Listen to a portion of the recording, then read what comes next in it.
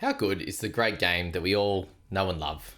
Nafahu White comes out with a 69. We had a few decent scores in this one. Surprisingly, this wasn't actually a great game for the majority of people that you guys all own out there. And I personally played the Rob Toyer in this one.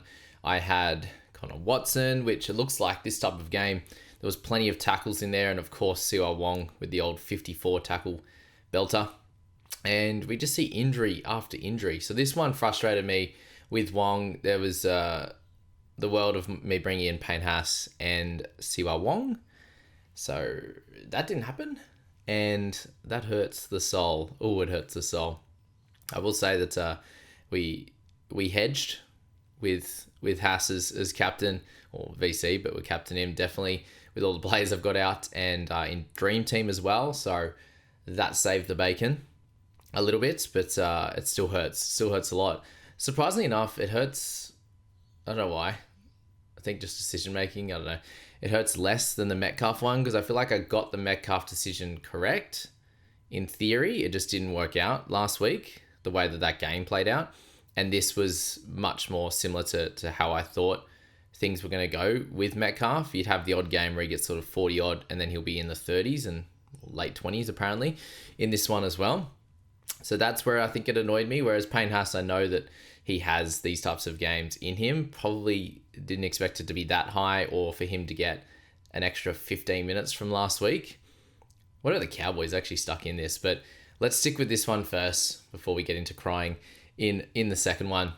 And a shout out to everyone who has missed a bunch of the head knocks, the big issues, Cleary captain.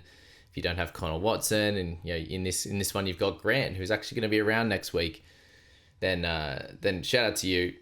I hope you're in my I hope you're either in the JBFA private crew or you're in my league, and you're going to win this thing, because we need someone to win this whole comp from my crew. That's my goal of doing this channel, and you're definitely not here for how I go, but as always, each and every year it is bounce back season. And we'll still make the top 1,000 even without Payne Haas. But it could be a Cleary to Payne Haas next week. Let's be honest, it's probably going to have to happen because he is playing at an astronomical, extraordinary level. Guys, if you do like my reviews on a weekly basis, please jump in and subscribe. Follow along on podcasts as well. I'm doing both, and it's a lot of fun. So thanks for that. And I will be doing a live stream tomorrow on the YouTube channel. So it's going to start at 8:05. So it should be just after that final game. We'll go through the final two games. You can answer a couple of questions as well. Good way to support me in there as well. Different things that you can do to get your questions at the top with super chats and things like that. So it'll give you that opportunity down there. There might be a fair few comments. So if you'd like yours answered, that's the best way to do it, or to jump in the private group and you can have your questions answered one-on-one. I answered probably, 500 to 600 plus across this week, and it's been a lot of fun, and that's why we do this, to help you guys out. Let's get into it, guys. Nafahu White, 69, a cracking game for him with big minutes again. With all the head knocks, the injuries that we saw with this Roosters side, again, you saw Nafahu play big minutes, and for those that did start with him, it's worked out perfectly with a 54.3 average now across those three games with the line break and the try. And I'll shout out to myself in this one. I do own Ian Supercoach, and I played him this week. I was like, well, looks like he's probably going to get big minutes again. I didn't expect the try, but we know that these front rowers, they have chances to do good things like that. But Rob Toyer and then Santa Smith, they didn't give him his line break assist. So I'm hoping that they fix that one up, because we're taking every score we can get with Cleary's too. But Rob Toyer and Santa Smith, not great for the other scores. And you can see there a bunch of lower scores there. Dom Young with 34 as well down there. And not a lot of great stuff for the Warriors with Metcalf down at 21. Chanel Harris-Tavita with that awesome try. And congrats to the Wires on this one. It was an incredible win. Leataua and Chancellor McClook's with 116 and 88 for Ali there. So let's get back to it. So that was a great score for White. You're holding now for a little bit longer for sure. I think you can probably get 3 to 4 weeks out of Nafahu before he probably ends up around that 550 mark, and he'll be a really, really good sell target when a bunch of their guys come back. Collins will return next week. He was close. He was named and then dropped out. They'll lose Watson for next week, which is great. means I have 5 players out already, even after trading Lucas and Hosking this week. So it's good fun in the fantasy world, and we do definitely need more than 21 players in a squad to keep everyone engaged and involved, because that's what we want. We want people to actually enjoy playing this game, and a lot of injuries can make it tough, especially if it's to your captain. Like, the Cleary captain is out there. Chance, 67 for him, a great game. 316 run meters was incredible. What about Townsend with the 42 tackles and 513 kick meters? He had 59 in base in this game, which is very wild. So they ran at him plenty. And as I was saying, lots of tackles on that right-hand side defensively. Townsend made 42 and Siwa Wong made 54 next to each other. Very, very incredible. And Wong, we mentioned him. The reason I didn't go in the end, I was like, well, Butcher's probably going to come back next week. They've got Radley's return. Collins will be back next week. They'll have their pretty well full complement. And I expect Wong to go back to the bench. But he's playing pretty well at the moment, to be fair. And after that game, I might find it a little bit difficult to actually drop him back to the bench. And they might bring Nat off the bench and take a little bit of time off him. But this 80-minute role, it's really tough to see. So Wong and Haas, I know a few people did it, and shout out to you guys for doing that one. That was the play of the round. I just knew he was going to score pretty well this week. The problem was next week and the week after, and if he was going to be a problem in the side, especially with all the outs that I personally do have and what a lot of you guys have as well. So shout out to Wong and his owners, did a great job. Latoa, 58 for him with the 2 tries, 2 line breaks. He's very damaging and hard to stop close to the line, and he was running at the right people. Nwangi Tawaze is still learning his craft. He's running at Sandon Smith as well. So a nice little spot to run, and made sense that he was getting those tries in that position. Tedesco with 54, a try saver, a line break assist, and base stats. That's great to have no tries, no try assists in this one, and no line breaks. Picked up 7 tackles for 1 miss as well, so that was good stuff for Teddy. That's a really nice score, and a situation where, yes, the Roosters aren't playing very good, but they do have a few players to return. They had injuries in this one, and they were coming off a really tough game against Panthers into the road trip, and I'm glad I did change my tip, so I am currently 3 out of 3. I just thought that Warriors at home with Roosters having that road trip and the tough one last week, that it could be hard for them to get this win, and they still had a bunch of outs in this game, with Radley having to go off as well. So he played 60 minutes in his return game. Spencer Leniu, shout out to him for the 54. He had lots of tackles, ran the footy well, also with 6 tackle breaks. Angus Crichton, 53. He's basically getting now to where he's priced at with scoring. 53, he's priced at about the 53 as well. And that's okay. Still no attacking stats for him. Good to see him base that he could pick up 53, along with the 4 tackle breaks, the offload, 6 missed tackles, though, is still concerning for him. We know he has stretches of games, especially last year where he does have the misses in his game, and there will be games where he pops off. So if you're owning right now, you continue holding just because he's gone down. It's similar to the Hopgood situation. They both have the potential to go nuts. Right now it's not happening, but they're at least averaging 50, and it's not all that bad and enough to move on. And some people are looking at sort of sideways trading, and at the moment it's going to be about getting 17 on the park. If you're missing all of the injuries and suspensions and whatever else, then kudos to you. But for the majority of people, they're trying to get players on the park. And you can't be trading these types of guys. Even Yo next week. If you own Cleary, you have to sell, like if you're trying to get 17 on the park and get Payne Haas, you have to sell Cleary to Haas next week. Yeah, it's going to cost a lot, and you're going to need to do some maneuvering. I think I've got 160k in the bank right now, and I still might not have enough cash to go Cleary to Yo in one fell swoop. Yeah, might be just short. I'm not sure. It'll be close. It will be close anyway. Jackson Ford, 51 for him. Thanks for the stray elbow, you dog. Didn't like that. Did not like that at all, especially when the dunk face of Watson in that one. That was tough viewing. So, yeah, 51 for Ford. We'll leave it at that. We loved you a couple of years ago, Jackson, but we're sad for you right now. Fisher Harris, 48 minutes. So back to that low mark. He played 18 in the first stint. So that was strange. And then came back on for the final 30 minutes, which was ideal for the second stint. And his PPM at the moment is spectacular. It's way higher than it has been in previous seasons since he's moved to the Wars, and he's working plenty hard in attack, and then defensively he's doing good work also with 1 turnover tackle and 1 offload. So no tackle breaks in this one to still pick up the 51 in 48 minutes. It was great going. And for him to average 53, buying him at the 600, which is basically almost 10 points of value. I think it's a 9-point value swing so far in the first 3 weeks.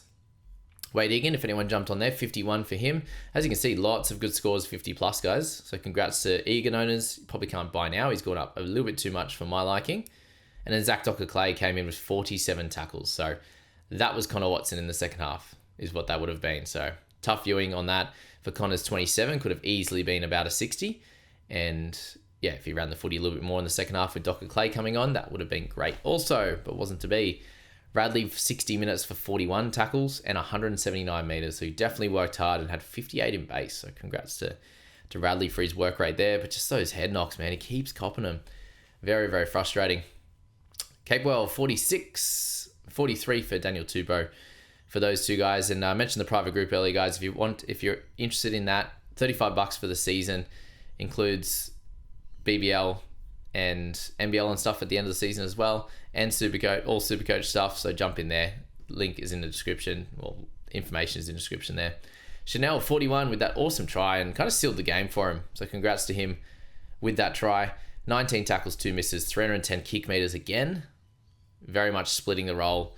I think Metcalf, 375. So they're very similar at the moment, sort of 40-60 type of range, 45-55 at times, and that's great for his scoring. He's now 43 across the first 3 games, and I mentioned him in my short version video that I think he can be a solid cash cow for you, and he goes and does it again. Scored more in Supercoach than in Fantasy than Supercoach, which is pretty rare to do that with a try. Aaron Clark, 40, kind of just doing the job at the moment, holding steady. He's a guy that you can use as trade bait next week. And yeah, to do up and downs and whatever you need to do. But at least for now, it's 38 across the 3 games, which is fairly close to where he's priced at. So not too bad without being spectacular. But they do have guys like Barnett and Fish that are playing similar minutes to him. So we can't really complain as an owner there if you are. Roger with 39 in his 55 minutes. Hamstring injury. Hopefully it's short term. We don't know exactly at this stage. So just know he wasn't returning. And all physio said, and he'll get scans, and we'll work it out from there. Barnett, I think a lot of people went Barnett to Haas this week. Still 10.4% owned. I think he'll be very, very much lower than that next week. 37 for him in 49 minutes. I'm not sure what's happening this year, but it's been a big change. 42.3 is the average. People got super excited about him moving to lock in round 1. If you move to him late, then super frustrating for you. And I shout out to Matty T, who will be on this week with Mitch again for that awesome collaboration. He did end up moving Barnett, I believe, this week for Haas. So it was fairly last minute, I think, too. So shout out to him for that one. He'll be feeling a lot better about his Barnett pick now that he doesn't own him and he's got Payne Haas. 106. Hurts my soul. Hurts my soul. Walker, 35 for him. Halasima, some really good runs and 5 tackle breaks. He was electric at times there in that second half. Blake Steep, he was 30, I think it was 32 in 30 minutes and then dropped down to 29, but he was still on at the time and then he came off and didn't go back on. So that was ideal given I didn't really speak about him too much. And shout out to Katrina from our video the other day. She does own Steve and I thought he was on for a 50 and unfortunately went off. Santa Smith, just the 1 goal in this one, the 1 line break assist. So I'm hoping for that one in Supercoach as well. 108 run meters, a little bit on the kicking side with the 1 tackle break. So a solid 32 will continue making money. I personally have him in the loop slot. I have Cole in number 6. I think I'm just going to have to probably just going to go with Yongi's score and chase a little bit this week, given I don't have Payne Haas, but it's Terrell for a ton is the hashtag. Terrell for ton this week is what needs to be. So I'm glad I don't have Cleary as captain. But Terrell needs to go. He definitely needs to go for a 73 again. But if he can score a try, that would be delightful and maybe even an 80-minute effort. Wouldn't mind it, Terrell, if you could. We love you. Tangible Picky, 30. Namangani Tuaze, 29 with a line break. And he did butcher that try after a really, really good effort with a chip and chase regather. 4 tackle breaks, 2 offloads there. Still has errors, has missed tackles in his game. Unfortunately, at 29, he was the other option that could have gone. Nwangani Tuaze and Haas. And to be fair, any option would have been great to get Payne Haas in the side. But As I said, we did not do that. Watson already had 30 tackles in the first half. Didn't get to run the footy much, but doesn't happen as much for him at 9. And more happens when he changes to the 13 role. The Warriors had Roger come off at 55 minutes and Niokore come off at 50. And I think that's when Fish came back on. That's the problem with having these really long stints off. If these guys played longer through that first half, which is happened last week for Fish compared to what it did in round 1, then he would have played more minutes. Because they got injured after these guys were back on, like Fish, they don't have that room for the extra minutes. That's the frustrating thing with those things. And that's where the Payne Haas thing was massive last night. When he doesn't come off for his 27, 28 minute stint and he stays on for the 40, he usually plays that extra 10 or so after half time, because why not? He's had a break and then he can come back on at the end if the game's close. So that's the old rotation that they had, and it was made super frustrating for non-owners last night. Metcalf for 27. He had the one goal, missed a couple of one easy one especially, and one from closer to the sideline. 18 tackles, 3 misses. For him to not run the footy is just disgusting, to be honest. He is a ball runner. To have 9 meters run, which means he's going to have no tackle breaks, no offloads. If he's just in tackles and kicks in general play, he's relying on attacking stats, and he's just not going to get that on a week-to-week basis in this side. They have a little bit of attack, but they're not a Broncos, Storm, Manly type of team that can really just put on points. Titans, these types of guys. Knights at times. This year, anyway. So the close to the 30 mark is going to be the worry. And the lower break even means he does make a little bit of cash, but it does slow down from next week and the week after. So you're very much hoping next week he can play well. This was my worry this week, but he actually didn't miss too many tackles on Crichton. So there you go. And no one getting to Aze. 27 for him. He's a big watch next week to see how he goes before making decisions around him come their bye. So to hold next week, decide from there. Rob Toyer, copped some injuries, some bad errors as well, so I was frustrated by that. Billy Smith is a good chance of coming back into this side now, I think, for one of them. The way Toyer played, it's probably him, but him and Mark both had 3 errors in this clash, and they're both on the worries list for sure. If Rob Toyer is out for Billy Smith, I'll have 6 out next week, and there's still the majority of my team to play. So that is scary, that's for sure. And we'd had Jack Cole come off limping. Santa Smith copped a couple of knocks in there as well. He did play the full game, but we'll have to see how that one played out. So many different injuries and stuff, with Jerome Hughes out with a fractured hand now. Looks 2 to 3 weeks for him, so a very frustrating outcome. All right, before we move to the Broncos game, let's have a look at my Supercoach scores just to make me feel a bit better. Held on to Jackson Purdue. He picked up a 64. Didn't play him, but he's on the on the make some money list and has a 64 and he's rolling average now. But Payne Haas is vice captain. I had so many outs, so I was like, let's just a clear vice and see how he goes. But 132 with 5 offloads probably 3 offloads to fix up. So he'll be in the high 130s as captain, which is great. Brought in Arthurs this week, picked up that try, which was good. And had one bounce the wrong way there. And Shibasaki as well, 57. So that was a much better game for my Supercoach team and not so great for fantasy. So an improved week with lots of players to go at 581 with the double on Haas was a big win for my side. And shout out to Adam Reynolds for a cracking start to the year. He's been awesome. Robert Darby come in, low score for him. We'll get into that in the fantasy side. But Goz with the try, 35. Rough times. And Reece Walsh, 52 with a 40-20.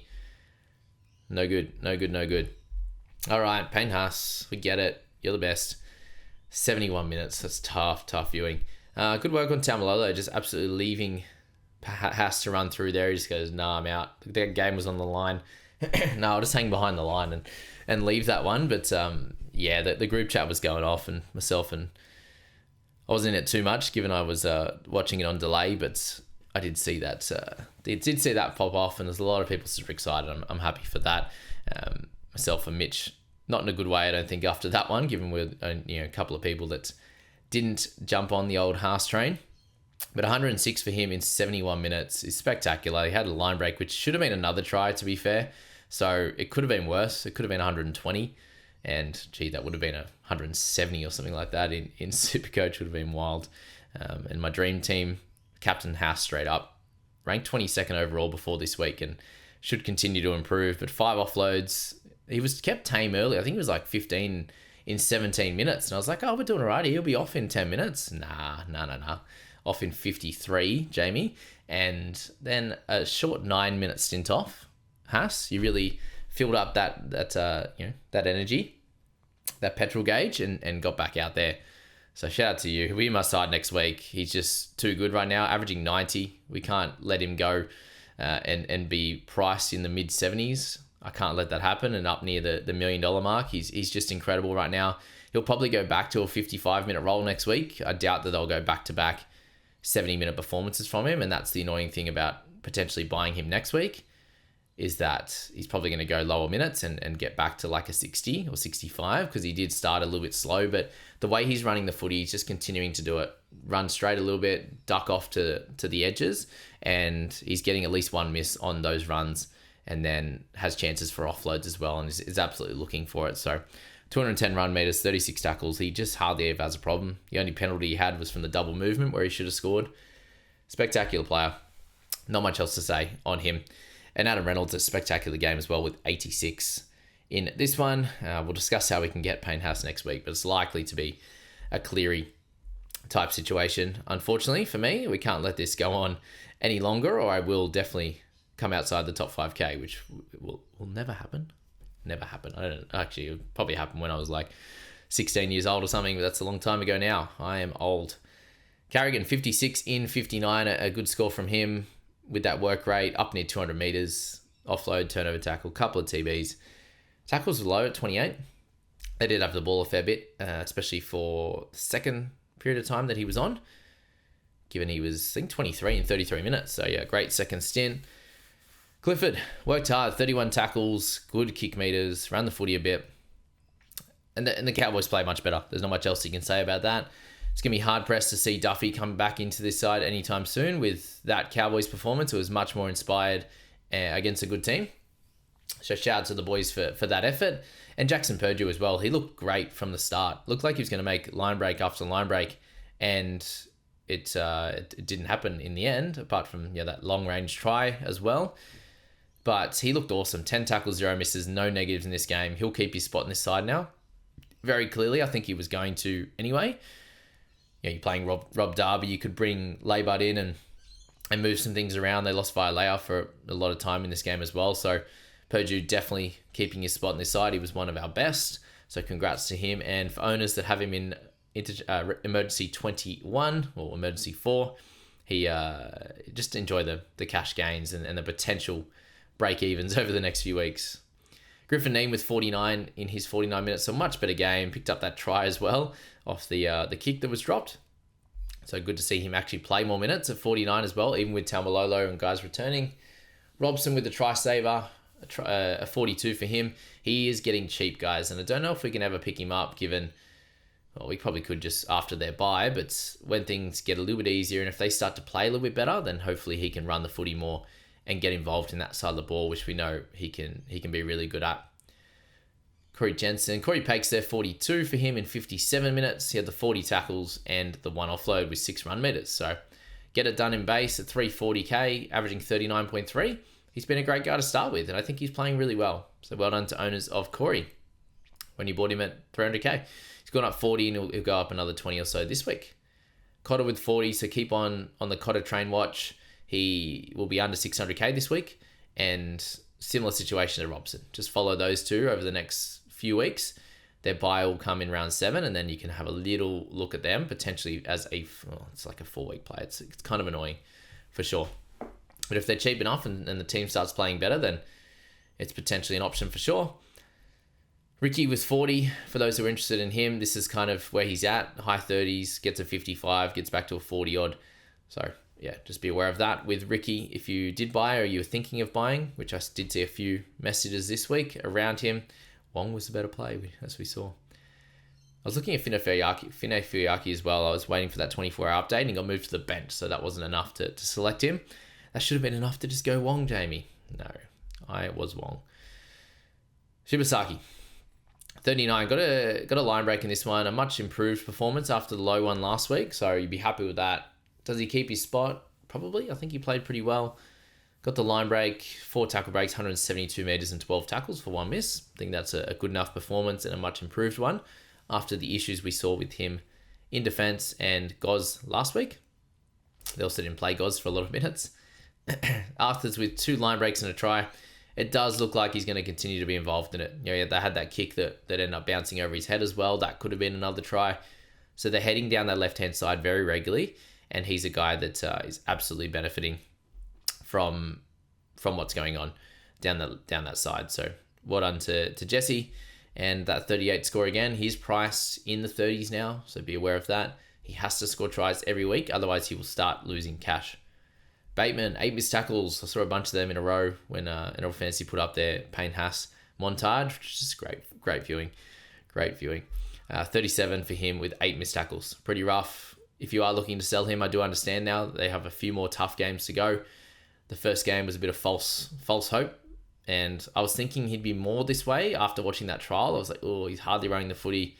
He's going to miss tackles. But game 1 really blew that one out of the water, and I hope that Gilbert doesn't go down the same train of going really well and then a couple of low ones. But he's less of a missed tackles guy than what Bateman can be for the most part. Reece Walsh there, 35. After Murray Talangi's 37. He had a 40-20 in there and had 1 try assist, 5 errors again, 2 penalties and 2 missed tackles. So it continues to be some really annoying negative scores for Walsh, and he continues to get cheaper. He's going to be well under 600k and is a potential option next week for sure. It's hard to buy him though with the way things are going.